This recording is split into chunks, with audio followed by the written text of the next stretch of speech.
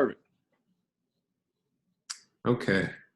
So I'm joined by Andrew Hampshire, who's the head football athletic trainer at CU Boulder. Thanks for joining me today. No Um, problem. so obviously with COVID, a lot has changed recently, but before COVID, could you describe what your job consisted of? Yeah, I'd like to tell people all the time. My mom tells people at least that when somebody gets hurt during a football game, I'm the guy who rushes on the field to kind of help them out or whatever. But that's just a small part of what I do. Really, as the athletic trainer for the football team, I'm the gatekeeper for basically anything medical that our football players need. So any medical thing, whether it's injury or illness or whatnot, kind of channels through me. And we then take that as a sports medicine department and get them to the appropriate people. So there's a lot of outsourcing. There's no doubt. I do a lot of kind of referral-based things, but I also do a lot of the hands-on stuff. So we are with the athlete kind of every step of the way, from preventative side of things, trying to prevent injuries from happening. If an injury does occur, we are usually the first ones to evaluate it. And then we do a lot of the rehabilitation of that as well. So kind of a one-stop shop for anything sports medicine. We're involved heavily in the process. Now, there might be other doctors, physicians, physical therapists, allied healthcare providers that are helping us out as well. But for the most part, anything medical is kind of channeled through either me or my staff for our football players. So anything that kind of comes up, injury, illness wise, what have you, kind of starts on my desk, and then we, make sure they're getting the proper care they need, and then taking care of a lot of the stuff we can, that's within our scope as athletic trainers, to, ultimately get our athletes back on the field and do so in a safe manner. Awesome. So it's clear that you wore several hats even before everything with COVID happened. And now with everything with COVID, you wear even more hats than you wore before. Can you explain how COVID has impacted your responsibilities? What are some of the new responsibilities that you've had to take on? Absolutely. So some of the things that we've really had to adapt to because of COVID is, ultimately our job hasn't changed in the sense that we're trying to provide a safe environment for our student athletes to participate in sport. That has not changed. What has changed is that the elements have changed. So in order to do that is requiring a few more steps. Thankfully, we're in a great conference in the Pac-12 that is really led by science and by physicians and people in the medical side of things who are really helping us kind of push and inform and do what we need to create that safe environment. So since COVID has started, I've been kind of transitioning. I haven't done as much sports medicine as much as I would like to, and I've become more of a lab tech, if you will, or public health expert, a microbiologist, all kinds of stuff. So, on a day-to-day, now we start every day with rapid antigen testing for COVID. So our student athletes we do a rapid antigen 6 days a week because our football players are required for activities 6 days a week with one off day. So on the 6 required days, we are testing them prior to them entering the building. So everybody gets a rapid antigen test before they're allowed to enter and be involved with the daily activities, which is all run by myself. We have hired some outside help, but the majority of it, the legwork, is being done by me and my staff. So we start with that, but we've also done a lot of the contact tracing,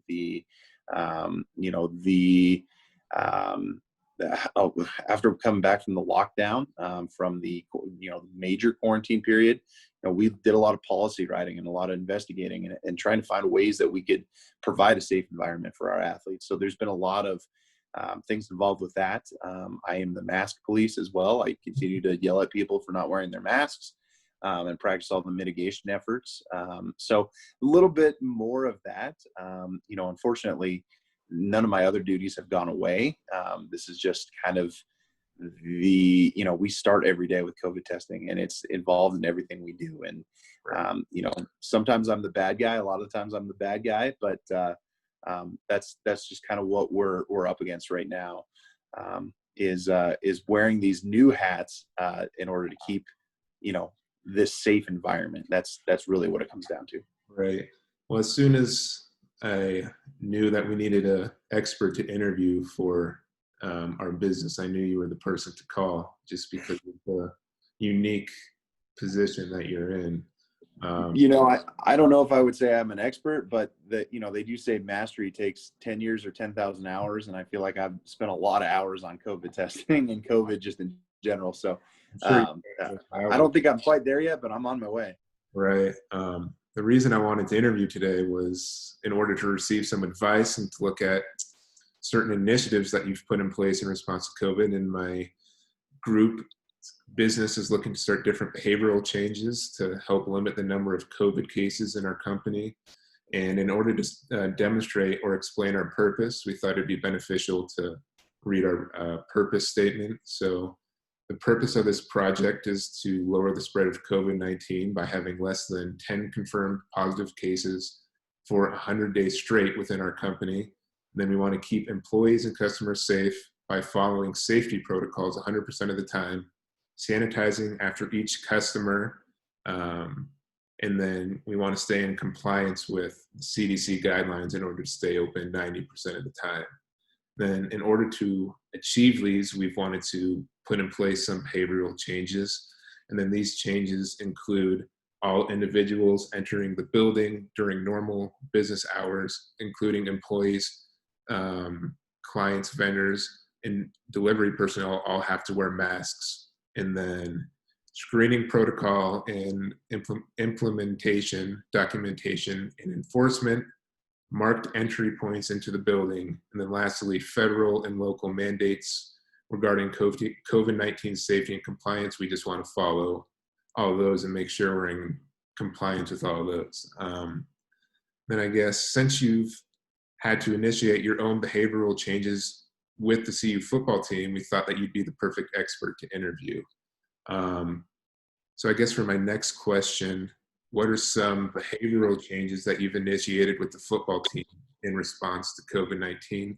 I know you've already mentioned some of them, but can you go into further depth? Absolutely. So, a lot of what we do too, there is a lot of education, right? And so that's kind of the driving force. You have to educate. It's one thing to say, hey, you need to be 6 feet apart. There's another reason, a way to say, hey, you need to be 6 feet apart, and this is why, right? And so, I think education is a big portion of that.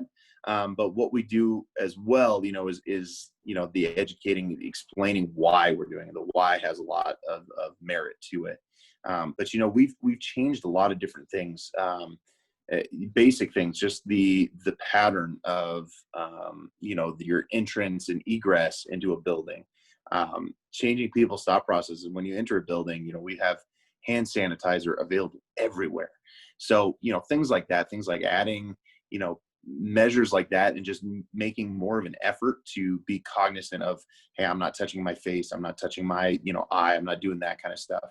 And then reinforcing that with, a lot of kind of easy behavioral things around you wearing a mask all the time, right? That's easy. But just making sure every time you pass a, hand sanitizer thing, it doesn't hurt you. So go ahead and do it. Right. But a lot of it too is just kind of reprogramming, our brains and stuff like that. We live in a great time. I can't imagine doing this in a pandemic without Zoom. Like we're having this conversation right now. Football meetings were on Zoom all through the summer. Still, we do a lot of meetings on Zoom. We have the ability to meet together and not be in person, and that's a huge benefit for us. And so a lot of times it's reframing. How often is it? We joke about, sometimes you see the memes and stuff, and it's like, congratulations, you survived another meeting that could have been in an email. So what's your excuse now? I think that's kind of where we're at in the world is, we're becoming in a lot of ways more efficient because we're taking care of what we need to get done. But we're going to certainly eliminate a lot of the excess waste of time. that we don't need. So in some ways, it's retraining your brain, and instead of saying less, more is more, and sometimes less is more, and sometimes doing things, great for a shorter period of time is better than, doing something average for a longer period of time. So, I think meetings have become more efficient as we've tried to kind of cap things under 15 minutes to eliminate some of the CDC guidelines of high risk contacts. If meetings go longer than that, they need to be, 6 feet apart, or you need to be, on a technology type based call, web conferencing call like this. So there's certainly some things that we have done that way to help, mitigate those things. But I think probably the biggest thing is, understanding why we're doing all this, because it's, and then the constant reinforcement. And that means that me and my staff, like, we have to be nails on it, right? We have to really practice what we preach. So I think if you're looking at a company, and how do we, really start to make changes and to keep people safe, I consistently have to tell our coaches, like, you guys got to set the example, because the most important people in the building, from a hierarchy standpoint, if they're not following it, then nobody's going to follow it. And it's really hard to lead from the middle in that sense, or lead from the bottom in that sense. It's a lot easier from the top. Right. So we're fortunate here. Rick George, our athletic director, has done a great job. He's a huge advocate of what we're doing, and so that, I would say, that's probably the biggest thing that you can do, based on on your model. There is, you got to get buy-in from the people at the very top, and it needs to be reinforced from the people at the top if you're going to have consistent buy-in throughout the company. I think those are really good points. I especially thought educating people about why you need to do all these protocols, why you have to follow all these safety measures, was especially true. And I thought it was really smart that when you brought up, if all the people at the top follow the protocols that you're putting in place, all the players in your instance are going to be more likely to follow it. So I thought that was spot on. I guess for my next question, do you believe that the behavioral changes that you've implemented have been successful in lowering the number of positive COVID cases on the football team? I mean, I would say yes. If you look at the, it's hard to say because we've done a decent job of preventing COVID. I mean, I think, what a testament to us right now is that we haven't, as of right now, as of this moment recording, and that we can all change, we're getting results on the facts right now from tests this morning. So it could all change, all of a sudden. But, as far as we know, we haven't had to hit the pause button yet with football. We haven't had to shut down. We haven't had to do any of that. So I think, a lot of what we're doing is really good. Obviously, the hardest stuff, it's easy to control what happens within the building. It's another thing to control what happens outside the building. Everybody has their own domiciles, they have their own homes, they have their own, other bubble that they're seeing. And so that's where the education piece really comes in. And we really need our athletes to buy in so that they are making wise decisions off the field. Because like I said, when they're in the facility, easy. We know everybody's testing on a regular basis. We know we can handle a lot of things. It's much more difficult to handle stuff outside of our building. So that's a big deal there. But having said that, I think we've done a decent job. And once again, it's hard to really measure that. That's a tough thing to measure. But what I can say is, as of right now, like I said, we haven't had to stop. We haven't had to pause. We haven't had to shut down. And other teams in the Pac-12 have. And unfortunately, we were the, kind of on the opposite side of it with 2 games this year. Both Arizona State and USC weren't able to play our regularly scheduled games because of cases within their team, which we were available both weeks from an illness perspective. So, that's kind of a good thing there. But on the other side of it, we've had cases. I mean, there's no doubt. I look at right now, I think in Colorado, as of us meeting, I think I heard on the radio this morning that it was somewhere between 1 and 41 people were contagious or were infected. And so, the fact that we are operating with a roster size of, about 110 student athletes, and then you add staff on there. Tomorrow we'll travel to Tucson, Arizona with a travel party of 140 people.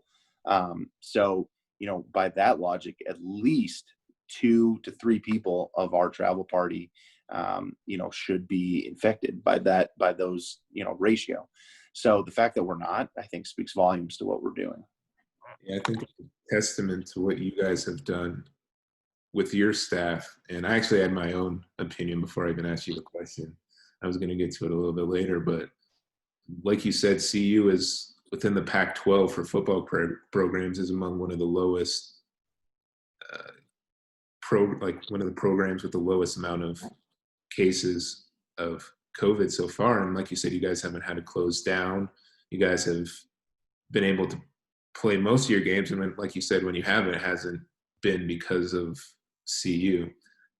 So I really think it's a testament to what you guys have done and a testament to the behavioral changes that you've put in place. And that kind of leads me to my next question. It's almost a two-part question, but first of all, have you received any pushback to the behavioral changes that you've tried to put in place? Mainly, like, have any players or staff not wanted to follow the changes you put in place? And then the second part of my question is, what strategies have you used to try to help convince players or staff to follow the changes that you've put in place? Yeah, that's a great question. And to your point, I think it's great. You think we're doing a good job. I think we're doing a good job. To be fair, we're not really releasing a lot of our statistics, and not many teams in the Pac-12 are. So it's hard to say that we're one of the lowest officially, although I like to think that. But we have met some resistance. There's no question, from our student athletes at times, and it's kind of a two-part. And we are in the month of December now, and this has been going on really since March. It's easy to get kind of the COVID fatigue, where you get sick of wearing your mask. You get sick of, it's hard. It takes a lot of discipline to continue to follow the mitigation techniques and efforts.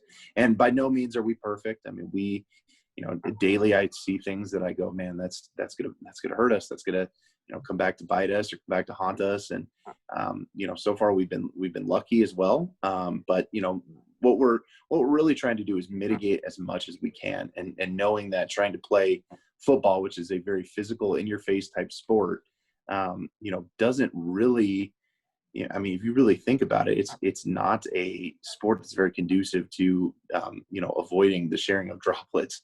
An offensive defensive line would line up right across from each other on every snap. So, it certainly, it poses a big, issue for us, but we've been able to manage it, I think, fairly well. What I will say is that, people need consistent reinforcement. And I think that's the biggest thing. And a lot of the times, if there's a lot of education and there's love behind what you're saying. I tell our guys all the time, I'm on you because I want us to be successful. There's a why for what we're doing, right? If we don't follow the rules and we get shut down because we have too many active cases, then what's going to happen is that who's it going to hurt? It's going to hurt all the work we put into playing football year round. I mean, these guys work, and Heston, you've been a student athlete here. The season isn't just in the fall. It happens year round. You prep for the season. You prep for, especially in a regular season, you prep for 12 Saturdays. That's it, 12 Saturdays. All year you work your tail off for 12 Saturdays. And in COVID year, you prep for 6 games. That's all we've been guaranteed, and we've had to cancel one of them. So we're looking at 5 games for a 5 or 6 games, I guess, with the championship weekend or whatever, potentially a bowl game on there. You're not getting a lot of you're not getting the same amount of opportunities that you would in a regular season. So having said that, I think the important thing is that you got to recognize that you got to reinforce. You got to have some constant reinforcement. And when people start fighting you and stuff like that, it's really easy to get frustrated and yell and whatnot. And, I certainly am very emotionally tied in this because I feel like I'm breaking my back in order to keep us afloat. And so, having the emotional intelligence to kind of step back and say, look, it's not about me. I'm not going to lose my temper on this. I'm going to calmly explain, hey, look, you need to wear your mask. Why? I get it. It's the rule. I don't like wearing it either. it's the rules, and the rules are there to help protect us so that we can accomplish everything we want to. Right. So when you frame it that way, we're not doing this just because, right? We're doing it. All the work we're putting in is leading us to somewhere we want to be.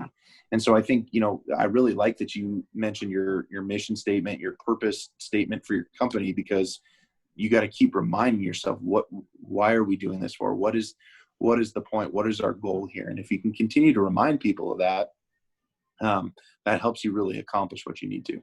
Right. And I can contest to it. Like you said, me being a former player for CU, the majority of players, when they're not wearing a mask or they're not doing what they're supposed to, the majority of time it's just like, oh, I forgot to do this. And then when you remind them, they're willing to put it on. Or there's a few cases where people just don't want to do it, but even they will eventually get on board with the situation once it's explained why they need to do it. And then I guess for my last question, do you have any other advice for our company in regard to implementing our behavioral changes, or like just any other advice concerning COVID-19 precautions in general? I think that's a great question. And I think we've touched on a lot of the things that I would want to say, but I think you can't put a price on one of my personal kind of mantras is, I'm in a service industry. I really am. That is my job is to service our student athletes, right? And to be a servant to them. And that's something I take very personally. It's something I believe in, as my job, but I believe that spiritually as well, is that's, my job is to be a servant. If I want to be served, I need to serve first. But, knowing too, that nobody cares how much you know until they know how much you care. And I continue to find myself when people are, kicking against the system or against the goads, if you will, in this, it's a lot of the times they don't understand how much you really care about it. And so, from a company to kind of implement these changes, the why is once again so important. The why is important. It's not because, hey, and for a business, it is true. If people can't work, you can't make money. There's no doubt there's an economic, backing behind this. There's an economic advantage for us to play games. There's no doubt. That's part of it. But people need to feel, on a personal level, that you want to care about their health and safety as well. And I don't, think anybody doesn't care about that. If they're your employees and you've invested more than time and money into them, you've invested relationships and you trust them to do things and to help your company succeed, then, at the very least, you can show some compassion, and really try to kind of hit them where it matters. And that's, that's right in the heart, right? So if you can speak to their heart more than their wallet, that's going to, definitely get people a little bit more on board with your policies and plans. I love that. And I can contest that you and your staff have always treated all the players with care. You love all the players. And I think that strategy's really worked for you guys because the players know that you guys care, so they're more willing to buy into what you're saying and trust you. I guess I want to thank you for taking the time to do this interview and giving our company advice on how to effectively implement our behavioral changes. I wish you guys and the rest of the football team good luck for the rest of your season. Hopefully you guys can continue playing your game, and thank you once again. No problem, Heston. Thanks for taking the time. Let's go Buffs.